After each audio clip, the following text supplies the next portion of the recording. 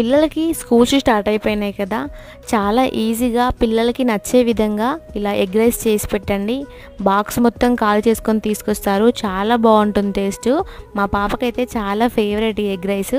Stove మీద కడాయి పెట్టుకొని oil వేసి ముందుగానే 2 ఎగ్స్ను గిన్నెలోకి బీట్ చేసుకొని ఈ ఆయిల్లోకి వేసుకొని మంచిగా అటు ఇటు టర్న్ చేసుకొని చిన్న చిన్న ముక్కల కింద కట్ చేసుకొని వీటిని మంచిగా ఫ్రై చేసుకోవాలి. ఇక్కడ చూపించిన విధంగా ఇలా మంచిగా ఫ్రై అయిపోయిన తర్వాత దీంట్లోకి ముందుగా ఉడికించుకున్న అన్నంని, అలాగే 1 స్పూన్ కారాన్ని, రుచికి తగినంత ఉప్పుని, 1/2 టీ స్పూన్ ధనియా పౌడర్ని, 2 రెబ్బల కరివేపాకుని, కొంచెం కొత్తిమీరని వేసేసుకొని స్టవ్ని హై ఫ్లేమ్లో పెట్టుకొని 3 నుంచి 4 నిమిషాల పాటు మంచిగా మిక్స్ చేసుకున్నామంటే ఎంతో రుచికరమైన ఎగ్ రైస్ అయితే రెడీ అయిపోతుంది. మా పాపకైతే చాలా ఇష్టం అన్నమాట ఈ ఎగ్ రైస్. స్కూల్కి లంచ్లో వీక్లో 2-3 టైమ్స్ ఇదే బాక్స్ పెడతాను. చాలా ఇష్టంగా తింటుంది. ఇంట్లో కూడా ఇలా చేసి ఇచ్చాను అనుకోండి, తనే తింటుంది. మిగతా ఏది పెట్టినా సరే నేనే తినిపించాల్సిందే. Thank you.